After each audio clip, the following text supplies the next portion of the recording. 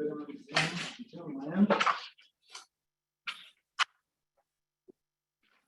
right, we're good if you are. Oh, cool. I didn't realize I had the green flag. I'm just sitting here. Great. Well, hey, good morning, everybody. How's it going? I hope you're doing really well. I know it's Monday. Mondays are always crazy. There's so much to review from the weekend, and I promise you that this will be valuable, though. I really thank you for being here, and I hope that you're able to leave with a greater sense of here's what the market's doing, and that you're able to take what we talk about today and apply it to your business. How can you tell the story of the market to clients? Okay, I don't care if you win Real Estate Jeopardy or not. That's never the goal. We don't want to just be nerds without a purpose. Our purpose here is to understand the stats and to tell the story. So I'm going to go ahead and share my screen, and I'd love to interact with you guys as much as possible. Feel free to use the chat if you see the chat feature there. And can everyone see my screen, though? If you can nod for the few people that I can see. Yes? Great, great. So the title of my talk today, and we'll go till 11:30, we have an hour, is the glowing and slowing market. All right. And I think both of those things are true. And I'll unpack that, what I mean. But we essentially have a market, though, right now. The very positive news is that we have this market that's trying to get back to normal, right?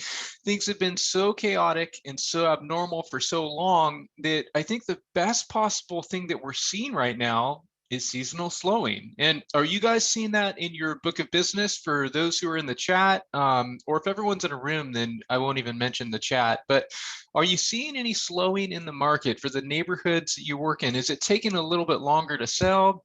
Is it maybe not as aggressive as it was a few months ago? I'd say a lot of agents that I talk to, almost everyone, 99% of them would say, yeah, and the good news is that this is a normal trend. And thanks, Corey, appreciate hearing your take. But it's almost like, which team are you on, though? It feels like there's tension between team glowing, the stats are awesome and we can't ever say anything negative about the market, and then team slowing. And it seems like some people, especially on YouTube, are all about like the market's going to crash and they're camping in sort of negative land. And then other people who work in real estate are sometimes totally camping in positive land. And so it's almost like you have to choose one team. And it's sort of like, are you team Cobra Kai or are you team Miyagi Dojo? By the way, which one are you? I'm all about Miyagi. Or are you team Ross, team Rachel? Are you team Michael Jordan or team Michael B. Jordan? Go Michael B. Are you team, I know this is cringy, Edward or Jacob, right? Blast from the past. Or are you team, no, we're not going to talk about politics. But really, I'd say it's both, because I don't think we have to embrace one ideology or one platform or one team in this market. What we want to do is to recognize both of these things are happening at once. The stats are absolutely stunning, but they're also slowing for the season. And so this is the best analogy I've come up with so far. The speeding and slowing car analogy, please use this with your clients if it makes sense. It says the housing market's like a car speeding on the freeway that recently let up on the gas. It's moving really fast, but it's also slowing. Okay, both things are true at the same time. And so it's almost like all year long, the car was going on the freeway at 130 miles per hour. And now it's going 90 miles per hour. Okay, and so it's still moving forward. It's still screaming ahead. It's still not 65. It's way beyond normal, but it's just not 130. Is that what you guys are seeing in your book of business? Is that analogy helpful? I hope so. So let's jump into some stats. I want to kind of, just walk away, have you walk away with a lot of visuals today. I will email this when this presentation's done to the office, and they can, distribute it, get it out there. I do have all these images, most of them on my blog too, in case you need to, screen capture one, or you need to, use one on Instagram or Facebook, or whatever. That is always okay with me, as long as you give me credit. So, but here's our market. You can kind of see this dynamic from 2014 to 2020. 2021, this is price growth. And 2014 to 2019, you could see in every local county, we started to see price growth go down. And so it was like this market that just wasn't appreciating as fast. But then we have a global pandemic, and 2020, 2021, we had this complete reversal of trend. And so it was like the car legitimately was slowing down on the freeway, and then all of a sudden the gas was just floored. And so it's been a remarkable past couple of years, all right? And you can kind of see this image from Len Kiefer. He's an economist with Freddie Mac. I know it's so tiny here, but there's Boston, Charlotte, Chicago, and Phoenix, New York, all these markets experienced a very similar dynamic. This is like 6 years of housing right here. And you can see that the market was slowing down or flat in a lot of places. And then you can see on the edge, this right side, this dramatic increase upward. And so we've had this very uncharacteristic market. All right. Now, guys, at any time, if you have questions, stop me, no problem. Enter them in the chat, or, however you guys want. If you're live in person, that's no problem. But basically, our median price in the region, it's up 15.4% since the beginning of the year, since January. And so that's beyond what we normally see in a typical spring, where it might be 9 or 10% growth. And so the growth that we've seen this year, not a surprise, not a shocker, it's been above normal. All right. But I think here's maybe a clue into how we can describe the market. Has anyone been saying it feels kind of flat, or it feels a little bit horizontal or stable? Here's the median price in the region by the week. Okay, this isn't by the month. By the week, it sort of goes up and down all year long. Look what happened a couple months ago in June, where my cursor is. You can see that the market peaked out in June, and since then it's kind of stabilized. All right. And so far the median price by the week is sort of flat. And so if someone described the market by saying, yeah, it's really competitive, buyers, you still have to bring your A game. We're probably going to get 3 offers. It might not be 30 like it was in April, but we're going to have multiple offers. But in terms of prices, it's been kind of horizontal. Does that make sense? Here's a look at what happens in August. This is the median price in the region. You can see August in red each year, okay, since 2017. 2020 was a weird year, so don't look at there, but look every single year. What happens in August, it's part of the cycle where the market is sort of sloughs off for the rest of the year. Okay, sometimes between August and September, like look in 2018, prices went up in September after August. And the temptation, if we have that next month, you don't want to be like, look, it's a reversal of the trend, and we're, this market, I told you it was going to just go up forever. But sometimes it bounces up and down, but you can kind of see the later we get each year, we really get down there in November, December, January, February. Okay, and so let's just realize that we're in the process. This is a normal thing, and it is so good to see. It's sort of like getting to go out to eat at restaurants when we hadn't been able to do that for a long time. It just feels so good. Or getting to, hug the people you love, or see your family, or, or my kids who are in 12th grade and 10th grade. Getting back to school this year has made such a difference in their lives because they're tasting normalcy, and it just feels good. Same thing in the housing market, right? There's 2 things to look at though. Now I have images like this on my blog last week for 4 local counties. You can use them as you see fit, but we want to look at annual price stats. And kind of when you look August 2020 compared to August 2021, up here, these 3 categories in Sacramento County, I mean, you can see that prices are up 20+%. And so we've seen really explosive growth, okay? But it gets kind of weird comparing this year to last year, since last year was just so wonky. And so what we also want to do is to compare July to August. Now, you can unpack these later when you get the PDF, but when we start looking at July to August, instead of last year, the prices are, barely up in Sacramento County. Or the median for the entire region is 560,000. It's been the same for 2 months in a row. And so we can kind of see that, prices are starting to go horizontal, and eventually down the road, I would expect that it would say negative, okay? Because as we get later in the year, that's what prices should do. People are going to be focusing on exchanging gifts and Thanksgiving, and less about real estate. Okay, but here's a different way to look at it. And are you guys here with me? Is anyone on the chat? Pitch in your 2 cents if you'd like every once in a while. But here's the median price in the region this year in 2021. And you can see from previous years, look at all this white space. It's way above where it was in previous years. And so it just shows that the market took off. All right. In a normal year, look, it should have been very close to the trend of previous years. Okay, but you can kind of see that, look, we peaked in June and then it's been horizontal for a couple of months. And it wouldn't be a surprise at all to see this slough off a little bit for the rest of the year. Okay, now I want to ask you guys, put on your prophet hat, and I want to get some sense of fashion. Okay, and just stick with me here. Now, let me ask you, for the ladies in the group, are mom jeans in, or is it all about skinny jeans? I keep hearing everyone talking about mom jeans are in style, but then everyone is saying, no, it's all about the skinny jeans, or people have like strong feelings about mom jeans. I don't have any strong feelings either way, but you can let me know in the chat. Or guys, what about mullets? Are mullets coming back in style? Okay, and Anna says both are in style, mom jeans and skinny jeans. What about overalls? What's popular with music? And then someone says, oh no, laugh out loud.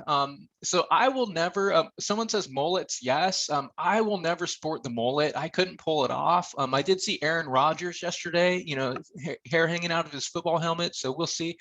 But the reality is, when we think about predictions, it's kind of like fashion, and it's kind of like, what's going to be in style next year? Our overall is going to make the comeback. What is cryptocurrency going to be doing? It seems like it's easy to predict real estate, but when we start talking about like basic stuff, what's going to be in, what's going to be out, sometimes it's not always exactly clear. Okay, so let's just keep that in mind. But what I do want to show you, and does Rich really have a mullet? Oh my word, I'm impressed, Rich.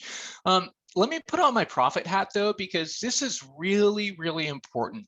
Okay, now for the rest of the year, the stats are going to change a little bit, and I want you to be able to navigate this and have conversations about this. This is a little bit technical, but I want you guys to excel here.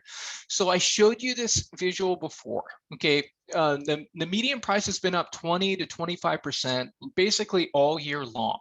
Okay, but what's going to happen if you follow my cursor, what we should see if we have a normal seasonal slowing is that this should go down just a little bit. Okay, it should tick down a few percent before the year is up. But what we're going to see then, last year was this one, and last year was so abnormal. Prices took off in the fall. They should have been way down here, but they took off instead. And so what that's going to do is that it's going to push this year and last year a little bit closer together. And so the temptation is going to be like, look, the market's crashing.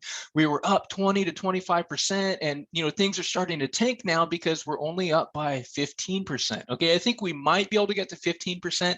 I don't think it'll get as much as 10%. I mean, we'll see what happens. I would be surprised, but does that make sense though? And so if someone starts to say that, like, oh wow, we were up 25%, now we're up 15%, like something's happening. Well, it's math that's happening. We're comparing a normal year this year with an abnormal one last year. Does that make sense, guys? You guys can let me know in the chat. I really hope it does. But really, when you look at Sacramento and California, thanks, Corey. Appreciate it. From 2016 onward, you can see the trend is very similar. This is a median price. I put these on a different axis, and so it kind of evens them out. But you can see that the trend in the state and in our county is very, very similar. Okay. And we're up about 15% in each of them, okay? And so what's happening throughout the state and what's happening in California is really synonymous, okay? Sometimes I think we have a hyper focus here and we're going, we are the most aggressive market in the world. There was that one headline that Sacramento is the #1 market in the US. And I just think we have to realize that what's happening here is actually happening basically everywhere. Okay, not that, we are special, we're beautiful snowflakes, but the trend in Sacramento is very similar elsewhere, okay? But here's something that we have to look at. How much have prices risen since the bottom? I pulled these stats this morning. You can see in Sac, Placer, El Dorado, Yolo, the region. Here's January 2012 when we bottomed out in our market. compared to right now. And you can see growth at about 350 to 375,000. Now it's interesting because regardless of the county, we can see that all ships rise with the tide. And we've really seen substantial growth, okay? The percentages will be all over the place depending on how low you started and stuff, but I would pay attention to percentage and dollar amount, okay? Isn't this amazing? I think that there are a lot of sellers out there or would-be sellers, they don't understand how much equity they have, okay? Now, what I wanted to ask you in light of a visual like this is what can you do with your equity? I'd ask you to try to help people expose their equity and then deploy it, okay? If someone is sitting on, say, $350,000 in equity they bought at the bottom of the market 2012, maybe it's not exactly that amount in their neighborhood. This is for a county, of course. They have a lot that they can do. And I find sometimes people are looking and going, you know what, I would sell my house, but it is so expensive to buy something else. I'm not going to do anything. And that's where I would recommend for you is to run scenarios by people so they can understand, like, look, this house in Folsom costs $650,000. Your house is worth $450,000 right now, but if you sell it, you would have $225,000 in equity based on when you bought it. You can actually afford this house, right? And so it becomes powerful. I see a lot of agents sharing visuals. X homeowners have X amount of equity, on average. That's a great visual, but take it to the next level and create examples to say, and here's what it would look like. You could keep your mortgage payment essentially the same, let your equity work for you, and then you get into that neighborhood that you really want. It's not about, I can't afford Folsom. It's like, well, maybe you actually can, right? Does that make sense? Math is happening, makes sense. And here's different areas. When you think about sharing, with prospective sellers, sometimes sellers are really motivated in today's market. They look and go, a lot of people want, I have a fear of, not selling my house at the top. I'm not saying that right now is the top, but I think in the psyche of some sellers, they're looking at that. And sometimes they go, wow, I might have a lot of equity to deploy. But again, the struggle's real. Where is the seller going to go? And that's the question that you're going to have to answer for your sellers. But I think it's very powerful. Now, I know you guys are in Natomas, you check this out, $360,000 growth, just phenomenal all over the place. So what about fire insurance? I've been getting a lot of questions on a weekly basis. How are the fires going to impact our market? And if you have any take, or if you've been talking to buyers or sellers, or what do you think is going to happen? Feel free in the chat. I'd love to have a little timeout conversation about this.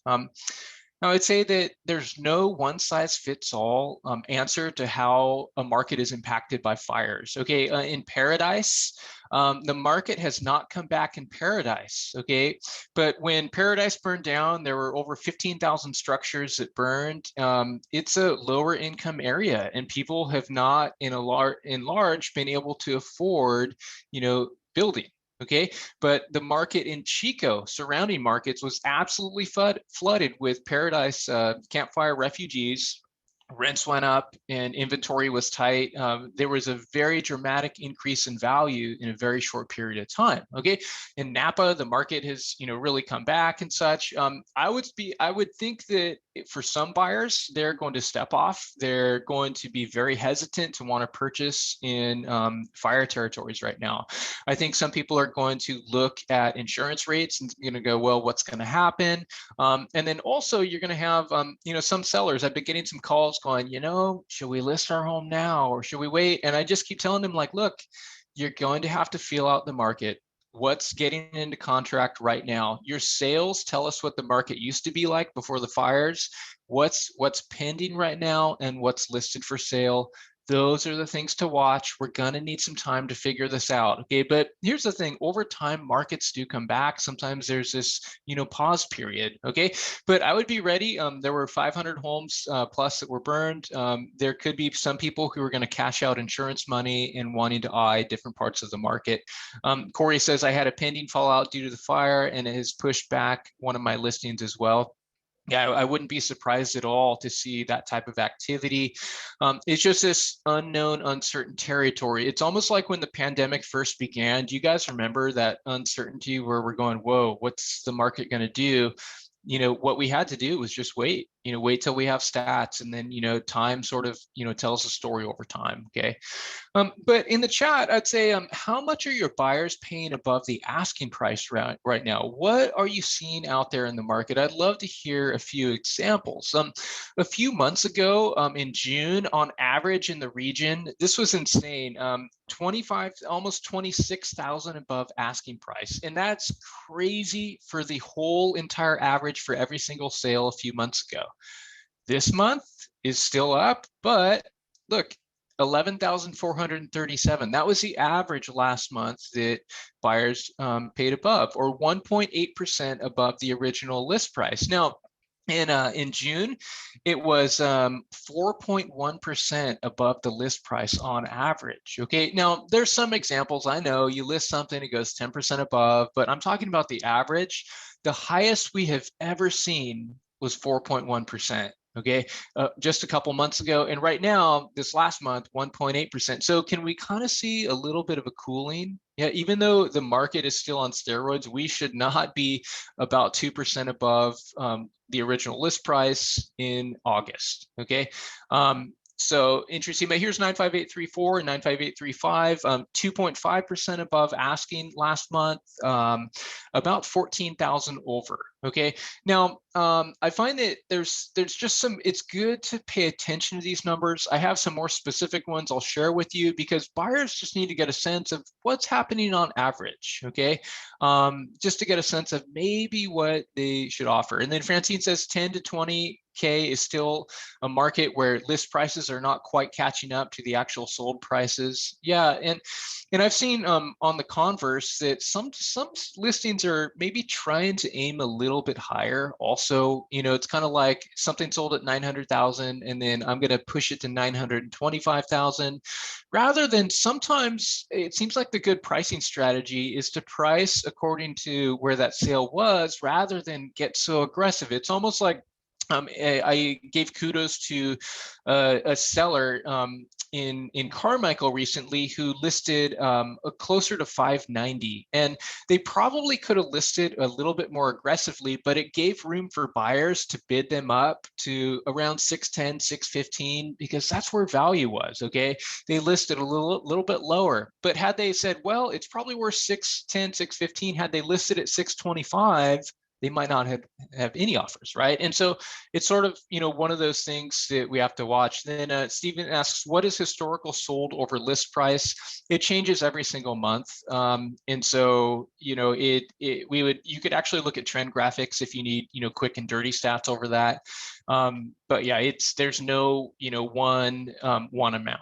So, but I would say that this year we've been way higher than normal. Like I said, for the region, 4.1% in June is the highest we've literally ever seen. That's a symptom of a market that is totally bonkers. Okay. Here's an interesting way to look at the market though, and maybe some clues for where to focus business. Okay, so this shows how sales last month were distributed. So you can kind of see between 300 and 400,000 right here. About 10% of all sales took place in that price range. And it's shocking that, wow, only 1 out of 10 sales were basically between this price range. Or it looks like about 12% of sales in all of last month in the entire region were below 400,000. So that's kind of sobering, right? Discouraging for, I think, first-time buyers especially. But I think when we look at the numbers, there's such a strong segment of the market. About half the market is between 400 and 600,000. And so I think it's maybe a clue, for you anyway, as you look at a chart like this, to say, I need to make sure that I'm connecting with people who can afford higher prices. If everyone in your camp is fishing below 300,000 in your network, then it's such a hard market. Okay, but also you look at above $1 million, and then you're going like, wow, I thought everything was above $1 million. Okay, but when you look, about 7% of sales are above $1 million. I'll get to that in a little bit. That number's actually insane. It's crazy. But I think sometimes we have to realize that, 93% of the market isn't above a million, even though this segment above a million gets so much attention. Okay. Now let's talk about what's going on with Wall Street. Okay. Did anyone see that viral article about BlackRock? You may have, and in short, I've talked about this before. I'll be real quick. There's there's this group called BlackRock who bought an entire neighborhood in Texas and from DR Horton. And, news of this came out. And then there's this viral tweet and it says, BlackRock, they're paying 20 to 50% above asking price for everything. They're buying entire neighborhoods. And honestly, that hasn't been substantiated. I think sometimes people quote stats that just aren't true. And so there is no, they're paying 50% above everything, okay? And also the neighborhood that they bought, not to downplay it, it was already leased, okay? They didn't just go out and buy this brand new subdivision that wasn't meant as rentals. It was built to be rented by DR Horton, okay? But it's kind of frightening, I think, though, to see Wall Street, though, frightening to many, see Wall Street sort of invade Main Street. We have seen increased attention, even though this example is pretty sensational. And so, for instance, in our market, Invitation Homes is back in our market. And since May, they've purchased 57 units. Now, I think the good news is that they aren't purchasing a lot, okay? Back in 2012 and 13, they were backed by Blackstone. They bought thousands and thousands of homes in the region, okay? And they're back. They're not backed by Blackstone anymore, but the good news is they've only bought 57. The bad news is that they bought the bulk of these properties on MLS, and so they are, competing basically, 400, 500,000, that sort of price range. A lot of first-time buyers are competing with this fund. Now, the iBuyers, let's talk about this. Currently, they own, I'm wrong on my number here. I forgot to change that. The number is not 434. It's, over 500, closer to 550. My apologies there. Redfin owns 21 homes right now.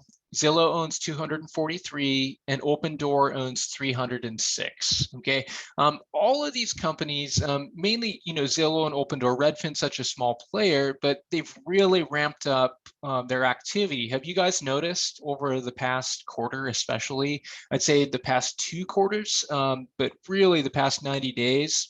And I've been hearing stories about them just offering insane prices. I think agents have had to say, like, do I need to tell my sellers about this option? I know someone who's a realtor who just sold his house to one of these companies because they paid a ridiculous amount, 6 figures over market value. And so I'd say on the discouraging side, there's no competing with that, right? People ask all the time on Facebook groups, how do I compete with this? What do I tell my sellers? And I don't know that there's anything you can tell them when someone's offering to overpay. Now, this trend can't keep up. At some point, these companies have to be profitable. They'll answer to their shareholders.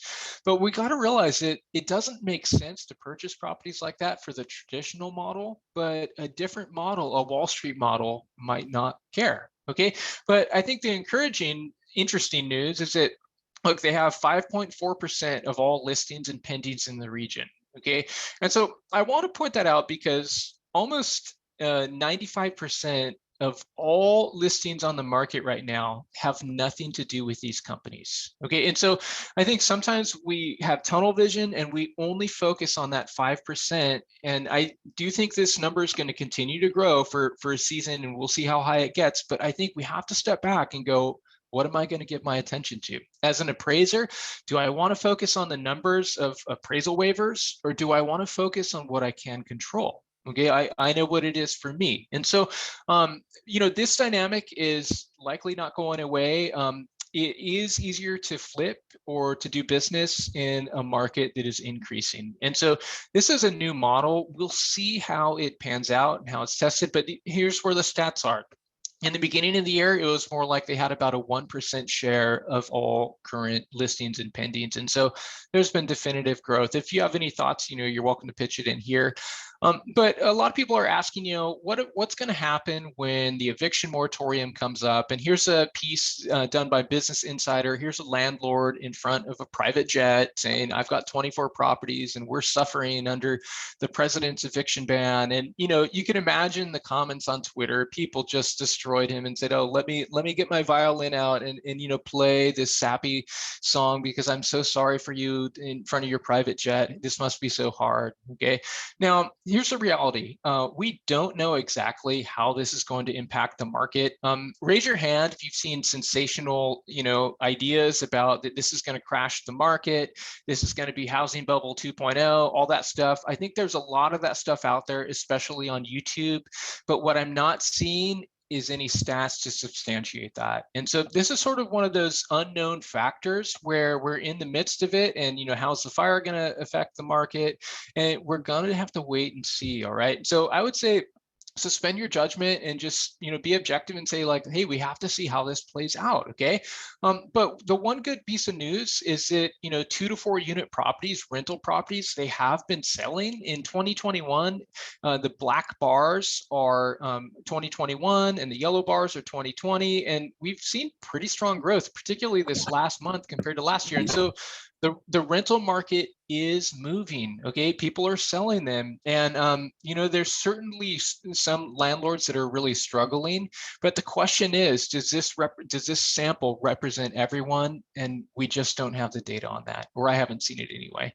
The good news is though is that the other sensational item is mortgage forbearance. I think a lot of people about a year, 12 to 14 months ago, we're saying that this can potentially crash the market because so many people entered this forbearance situation where they were no longer paying their mortgage. But you can see here's forbearance numbers. Here are all forbearances about 14 months ago, and the number has just declined. So about 3.1% of all mortgages are in forbearance. Or another way to say it is that 97% of loans in the United States are not in this process. And so I think there are a lot of YouTube predictions, and frankly, a lot of people who work in real estate, logged on to Facebook and started putting on their prophet hat and saying, this is going to collapse the market, blah, blah, blah. And then it didn't happen, right? And so that's exactly why when people ask me to predict the market, when I talk with reporters and such, I tell all these news articles, my crystal ball is broken, okay? And that's okay to say. But this is actually really positive news, okay? And so pay attention to that, but let's do some trivia. Let me ask you guys this. Real estate trivia, and Alex, don't you guys miss Alex? Not sure about the new host yet. Not that I watch it every day, but I have an opinion on it, right? What do these numbers represent? There's a 2 and a 0. Okay, in the Sacramento region last month, these are some stats. What do they represent? Let me show you. There were 2 bank-owned sales and 0 short sales in the whole entire region. There were 2,500 plus sales last month, and only 2 of them were bank-owned. Okay, and so I think the takeaways here, number one, if your website says that you're a short sale specialist, that's a really crowded, pond to fish in. Update it at least once every 10 years, right? That's what I tell myself, right? But 2, I think a lot of people have been going, man, the market, we're going to see all these foreclosures. Remember all those predictions from last year? They have not panned out. Okay, we are not seeing foreclosures come to the market. Now, can we see more? I think so, because we basically hit bottom. There's nowhere to go but up. Okay, but keep in mind that in the Sacramento region, as the median price has risen by hundreds of thousands of dollars, people have options. And so for you, I would say reach out to your client base, particularly anyone who bought with an FHA loan or VA loan in recent years. They're more prone to be in forbearance or more prone to be, delinquent on mortgages and such. And so reach out to those people, let them know what their options are. Chances are they can probably sell or they can probably work it out with their bank, okay? And Corey says, why foreclose when you most likely have tons of equity? Absolutely, okay? If someone's going to foreclose, it's probably something going on in their life, or they're just trying to ride it as long as possible because they, don't have a job or, something's going on with their family. Okay, here's some other real estate trivia. Pool sales this past year, about 20% of all sales this year have had a pool. So 1 in 5 homes have a pool. I always wonder, what would this number be in Arizona? I'm guessing it has to be significantly more because it is hot there. Okay, but it's a noticeable difference from 2019, where these past 2 years, we've really been up. We've seen pools increase by 8 or 9%. And so buyers are targeting homes with pools, right? I'm sure you've heard with, every buyer you're representing, what do you want? Well, I want a built-in pool, I want an accessory dwelling, and I want a remodeled kitchen, and we have our list, but this has really moved up on the list. And so, just something to watch when you're pulling comps, trying to figure out the value of a pool. Maybe it's commanding a little bit more these days, but at the least, it's very, very marketable. So this year so far in the region, does anything surprise you when you're looking at all sales in 2021? That basically we have 15% cash, and someone's mic is on. I'm not sure if you guys can figure that out. 9% FHA, 4% VA, or nearly 70% conventional, right? Really interesting. I think what surprises a lot of people is that this 15% number. I think this is a powerful stat when a lot of buyers say, I'm just getting beat out by cash, I can't compete. And technically, 8.5 out of every 10 sales is not cash. Okay, now I know conventional buyers are bringing cash to the table. That's where cash is really dominant. Okay, the hard news for FHA and VA, they've both declined over these past 2 quarters. Just because conventional is so much more powerful, and it's more difficult to be a first-time buyer.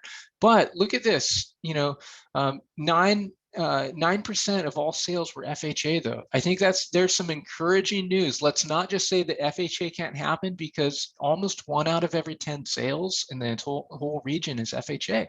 Okay, that number should be higher in Sacramento County, where prices are lower also. All right, but the way to go to get into contracts, conventional, 7 out of 10. And so, as much as you can. I mean, those conventional offers and having a little bit in reserves, to maybe pay above a lower appraisal and such. I mean, that's kind of where it's at. The $1 million market, though, guys, it's been bananas lately. Has anyone been taking any $1 million listings? Sometimes I'm surprised when I look and go, wow, is that what properties are selling for in this neighborhood? And you see these $1 million ones pop up. But you can kind of see in this table here, here's a percentage of $1 million sales. So far, 7.28% of all sales in the region have been above million. And Francine said, yes, I just took one in Midtown. I've been surprised lately in Midtown too, how many 2 to 4 units are above $1 million. There are some cherry properties, upgraded, remodeled stuff, and it's shocking sometimes how much they sell for. And Corey says, yes, in Newcastle, congrats guys.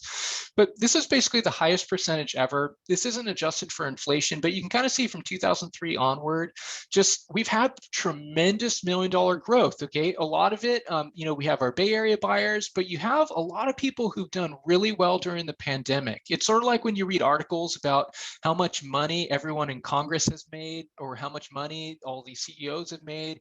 They're in more white collar positions. Okay, the white collar market, even in Sacramento, the business market done really, really well. There's a lot of movement at the top. Okay.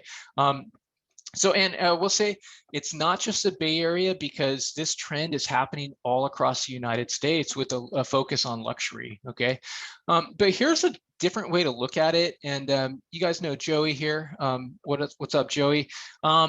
When we compare all of this year with the previous year before, okay, what this stat shows here, above $1 million, there's been 156% more $1 million sales in this year period.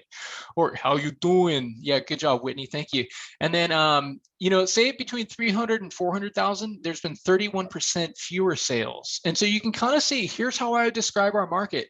There's less at the bottom and there's more at the top. Right? That's kind of the dynamic. It makes sense with prices growing, but it's not just about price growth. It's about a lot of buyers have been mobile, able to work from home. They've been really hungry to buy, properties to move up into a higher price market. Okay.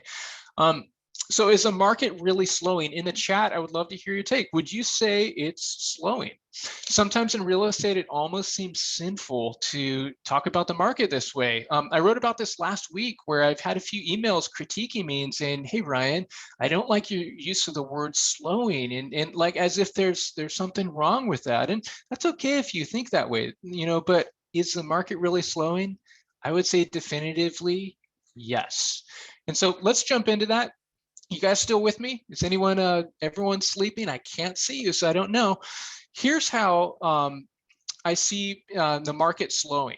Okay, these are multiple offers, and you can see each year, I'm not sure why 2017 is gone, but each year around April or May, we see a change in the number of offers where we kind of, peak out and then we see less attention on the market. And so for 4 months in a row, we've seen fewer multiple offers. Okay, now here's the thing. Look, we are still at almost all-time highs. Last month, 62% of all sales had more than one offer. That is a number on steroids. Okay, I know sometimes we think 100% have multiple offers. No. We got up about 75%. That is such a crazy number. Okay, but we're still really, really high. But for 4 months in a row, we've seen a slowing, just like Corey said. Here's average days on market. Okay, in green, these are the annual days on market. So far, the average days, it's taken 16 days to sell for in the entire region when you look at January through, yesterday, basically. Okay, and blue is median. But let's look at days on market in excuse me, by month. And you can kind of see, look, from June, we were at 12, then it went up to July at 14, then August 16, September is 15. It's an incomplete month. I wouldn't make too much about that. But you look, pendings over the past 2 weeks, 18 days. And so we see it's taking a little bit longer to sell. Now, this is very, very quick, so much faster than previous years. And so we still have this market that's going 90 miles per hour. Stuff is moving quickly. But I had someone reach out to me the other day on Instagram and said, how long is it taking to sell in Fair Oaks? And I said, look, I don't have those stats on me right now, but here's one for the county. And you can see in Sacramento County, 16 days in August, because she was wondering, when should I tell my seller that, like, we need to reduce the price? We're no longer in that market where everything is going to be selling in 7 days. Okay. But here's the thing. Median days. The median days, this basically in January, it took 9 days to sell. That means that half the market sold in 9 days. Okay, or you look in August, 7 days, half the market is still sold in 7 days or less. So there is still this really aggressive portion of the market. But you can see, look, it's up a little bit from 6 days. September is 8 days so far, and pendings over the past 2 weeks are at 9 days. Okay, so we see a little bit of a change, and I would say glowing stats, but also slowing stats. All right, here's a different way to look at it. In Sac County, in August is in black each year, and you could see each year around August we start to see it takes longer to sell. It takes longer to sell, like clockwork, every single year. Besides 2020, 2020 was the outlier year. And so it's no surprise. But look, we're still basically, there's very few months that have ever sold this quickly. But it's, again, that 130 miles per hour versus 90 where we're clearly experiencing the months of supply. It's kind of from last month to this month, it actually declined slightly, but it's up from where it was previously. And some people say, Ryan, come on, we're up, barely. And it's true. We are barely up, but we are up, and it looks like we're getting more listings on the market. Okay, here's a way to look at it: 0.89 months of supply in the region, and we had less than half a month at the beginning of the year, and so it is so tight. I think our market could easily handle twice as much inventory. Okay, and so we've got a ways to go before this issue is solved. Okay, nationally, I don't know if you guys pay attention to Altos Research. I highly recommend checking out their videos. They post them every single Monday. It's usually about 6 to 8 minutes. Nationally, you can see the number of listings are up. It's been going up. And so the trend that we're experiencing in our market is very similar to what we're seeing across the country. Okay. But the number of sales has started to decline. And I think sometimes when people see that, they go, man, is our market in trouble? What's going on? And so I just wanted to kind of share, the answer is no. I want to show you what's normal. Okay, this takes 7 years of sales. It averages them by the month. And so you can see January sales up here through June. When we average 7 years, I would say that this is what normal looks like. Around June in the region, we sort of hit our peak, and then we start to go down for the rest of the year, where we start to see fewer sales happen, right? Because the weather changes, people are taking vacations, the kids are getting back in school, the holidays are upon us, okay? And so, something to consider. Now, this last year in the region, this year is in red. And look what we're starting to see. We kind of peaked out in June, and we're starting to see fewer sales happen. And so sometimes people look at all those data charts, they're going, oh my gosh, what's happening? We saw fewer sales from July to August. Is the market crashing? I go, no, that's what we should be seeing for the rest of the year. But look at this black line. This black line was the pandemic 2020. We lost volume, then there was this dramatic recovery, and last year during the fall was just way above normal. So this was the weird year. Okay, so is this encouraging news? We see this rhythm. Here's Sacramento County, same thing, a little bit of loss in volume lately. Placer County, similar dynamic where you're starting to see that crest. Or you have El Dorado County. El Dorado looks a little weird. Right now, I think it's probably going to be up here when we get more sales entered into the system. So, but very normal stuff so far. I'm not seeing any, red flags or anything, that doesn't look normal in terms of volume. Okay, here's a different way to look at it. There's a lot of numbers here, and guys, I'd recommend share something like this with your group, or with your network, and ask them to see if what do you see in these stats. Okay, I have really learned over the pandemic, the real estate community tends to eat this stuff up. You would think that there's too many numbers here, but I think this is actually powerful. So below the list price, you can see in June, July, and August, we're starting to see more sales below the list price, sold at the list price a little bit more. And it kind of goes on and on. Look, 10 to 15% above the list price, we're seeing, fewer sales. And so it's clearly a market that is not as dynamic as it was, even though we should be seeing some way different stats. Like here's below or at the list price. A couple months ago, I started to pay attention to this, and I had a couple emails where people were like, come on, the difference is hardly anything. And that's exactly what I said. I said, look, we've seen a subtle change in the market, but you can see last month to this month, it was more of a difference. Okay, 31%, 1 out of 3 sales basically sold at or below the list price. That's encouraging news for your buyers. Some people are fixated on only hot news, and they're like, that's the only thing I can share. I'm going, well, what about the buyers, right? Let's share news with them. So, but here's the thing, this number should be way over 50% in a normal market. And so we should be up here, but we're at 31%. Even though we're seeing some slowing, we're still not anywhere close to normal. Okay, does that make sense? I hope so. Here's listings, new listings in the region. You can see them right now. And Alita says exactly, there are buyers waiting to buy. And there's a lot of buyers who frankly are like, I'm waiting for the market to crash. And look, we don't see symptoms of a market crash at this moment. So just coach your buyers through that. Not that the market wouldn't change in the future. I'm just saying the stats don't indicate that for now. But here's new listings in blue from the beginning of the year. And you can see that listings have sort of, looks like they've crested for the season. Pendings have been kind of horizontal in red. But when you back up multiple years, you could see that, new listings in blue, there's this rhythm to the market where there's more new listings for about half the year and then less listings. Okay. And, same with pendings. But the problem in our market, look, there's hardly been any space between listings and pendings. It's been so tight. In a normal market, we should have way more listings to choose from. And that's been the issue. Okay. So what we want to do, we want to be pending here. We want to start to get more listings though, because that will help the market soften. All right. So just something to watch, but I don't want to get too bogged down in this graphic, but I'll just say for a few months in a row, we've seen smaller homes sell in the stats. And every single year, look, June, May, June, forget 2020, May, that's when we sort of hit our seasonal peak and we start to see smaller stuff come to the market. It's kind of like the best, biggest stuff, comes in spring. There's a lot of family shopping and there's a lot of attention on the market. And then we start to see some of that stuff, maybe not get entered into MLS, and maybe some sellers are going to wait for the spring. And so we're seeing a normal seasonal trend. Okay. And so, that's good to see. But the one thing I wrote about this week, I just want to go over real quickly. It is okay to say that the market's slowing. I know some people feel like I can't say that, I'm going to jinx my business. And I go, that's voodoo. I mean, there's no such thing. Sometimes the thing that sellers need to hear is that the market actually is slowing for this season. They don't need to hear that it's as hot as it was in April, because statistically that's not true, but they need to price it right. And sometimes buyers who I've heard that I was not shopping for a while, but I'm back in the game now because I feel like there's a little bit more hope. Okay.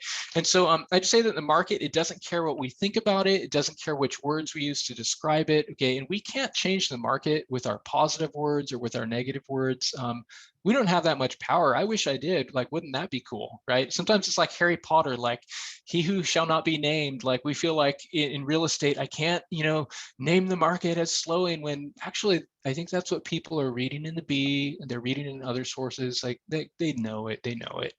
A few things about working from home. Check this out. I think there's some powerful implications for you. Here's a lot of people, you can see management professionals over a year ago, 57% were working from home. And then now that number's 25%, okay? Or all jobs, 35% were working from home, and now that's 13%. And so that could change some of the buyer pool in Sacramento, right? If there's less people from the Bay Area who are working from home and can buy here, like that could change the dynamic here, okay? And so just something to watch, something to consider as you think about who has incentive to buy and sell in today's market, okay? Pandemic hurt jobs requiring less education. I'll let you guys kind of unpack that later, but as you think about this economic recovery that we've had, it's been really, really glowing, excellent for people on the top, and there's a lot of people who are really struggling. And so just think about who has different needs, among your client base, okay? Are we in trouble? We talked about sales volume. Here's August in the region. Look, it lines up pretty well with other Augusts. Frankly, it's pretty impressive that we got to this level considering how few listings are on the market. So I think that's incredible. But here's sort of by price range. I have a few more images and some closing thoughts. By price range, you can see the difference this year versus last year. Think about your book of business. When you look below 400,000, in black, you could see a dramatic change. And so I just say that, where do you need to position your business? What's growing? And you can see upper prices. There's been a lot of growth. So how can you position yourself to be a part of that growth? I think that's the question to ask. The reality is it sometimes unexpected things happen, right? We never know what's going to happen in the market. And here we see, Ben and Jen are back together, right? Did anyone see that coming? To be cringy. So the median price right now, here's the median price. I haven't updated this for a few months in Sacramento County over a few different years. Alita, thanks. I know I'm crazy. So we've outpaced where we were in 2005, okay? The median price is clearly beyond that. But when we adjust for inflation, we're almost back to where we were. Okay, now I wanted to mention this because there's a lot of attention on is our market going to crash? And I'd say that unexpected things can happen. Okay, I'm really careful about predicting the future because I struggle with saying whether mom jeans are going to be in or mullets going to be in next year or overalls. And I struggle with real estate too because I don't know the future. Literally nobody predicted the market we had in 2020, by the way. Okay, but here's where we are right now. And I think a lot of people look and go, what happened in 2005 is about ready to happen then. But let's go down a history lesson. This is a great way to explain it. Share a visual like this with some of your clients because look, here was in the 90s, the market took about a 10 to 15% haircut or decline.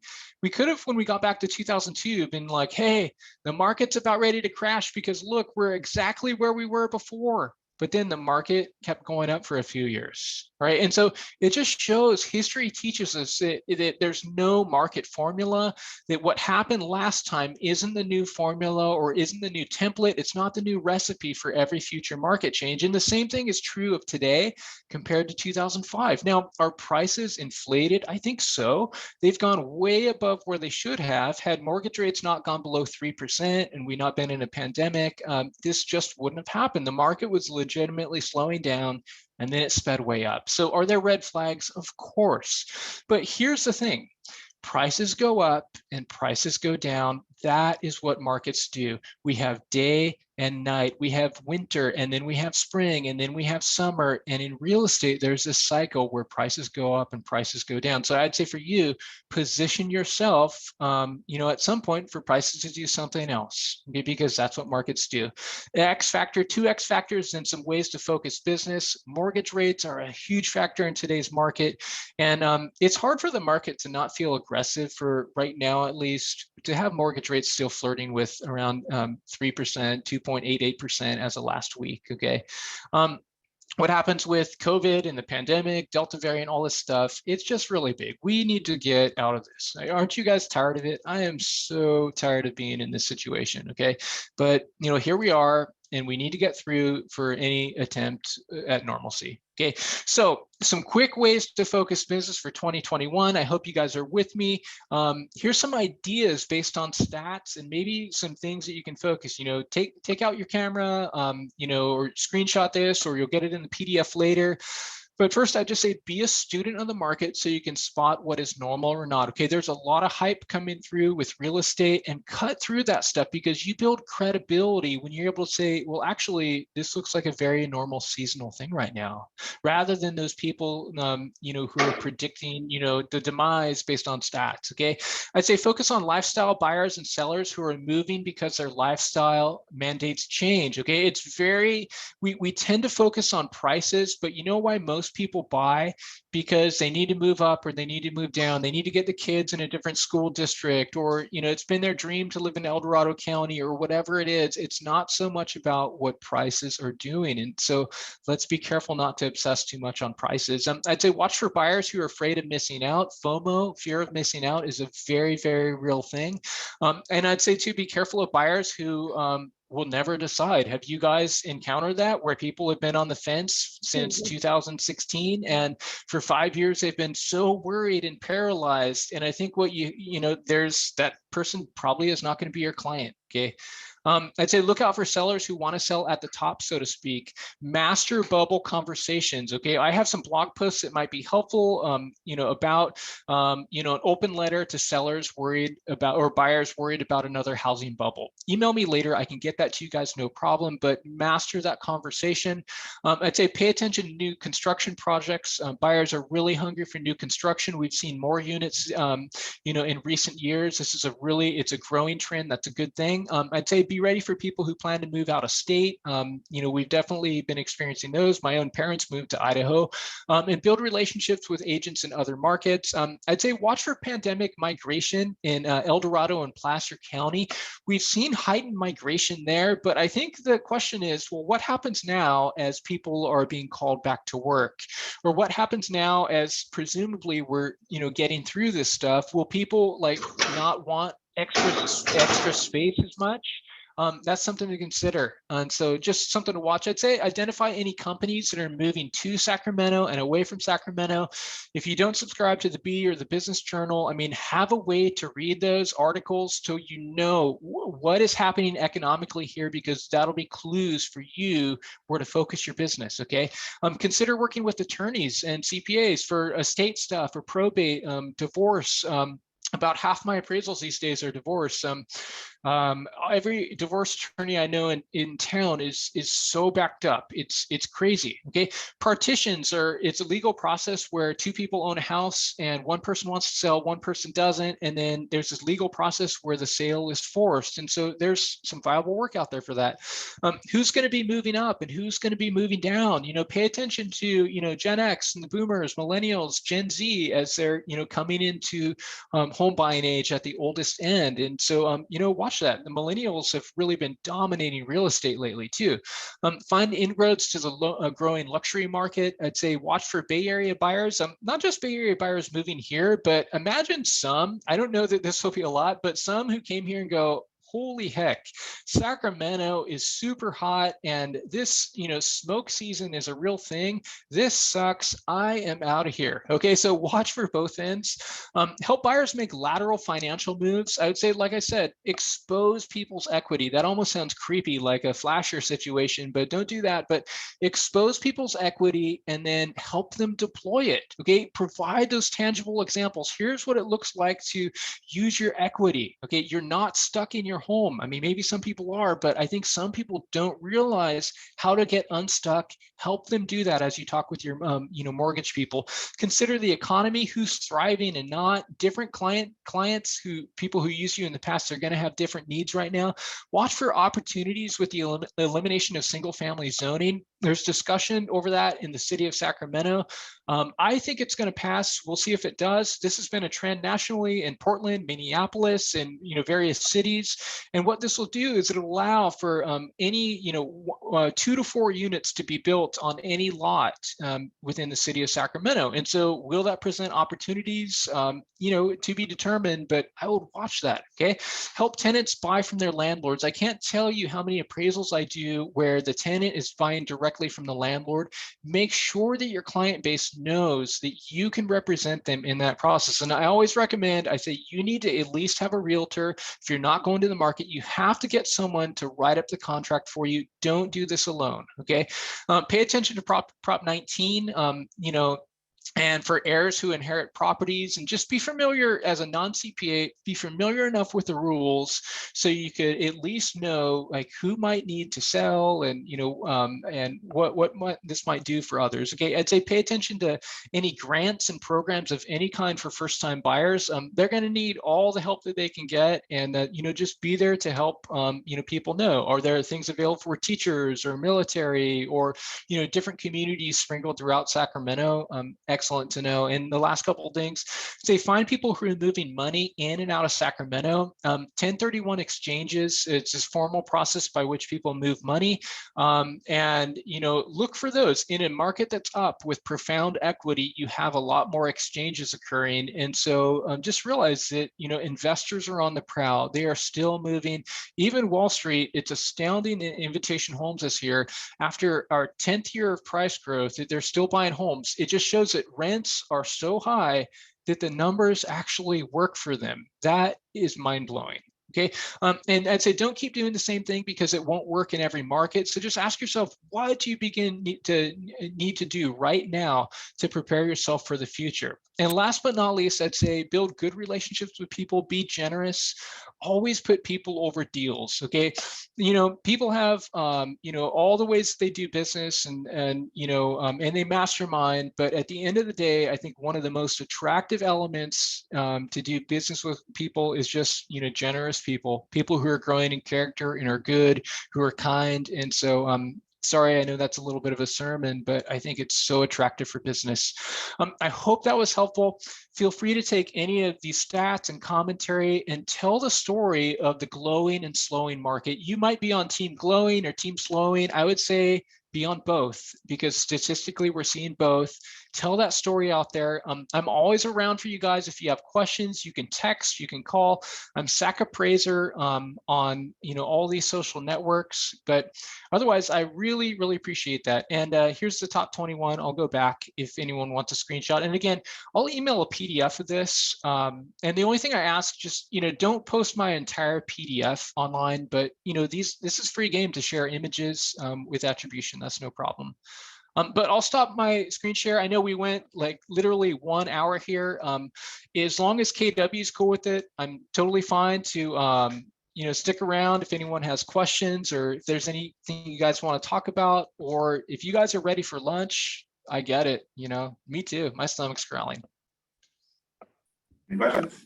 Yeah, by all means. Any questions for Ryan? Who was an expert on the market already? And yes, Anna, I will email slides. I'll email the office, and so the office can get it to you. That would probably be easiest rather than getting 100 emails from everyone. All right. Thank you, Ryan. We appreciate it. Thank you. Thanks, guys. Really appreciate it so much. What a blessing. Really appreciate it. You're the best. You're the best.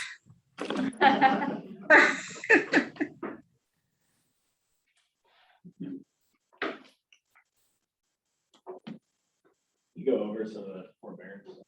Yeah, you did. I think it was videoed.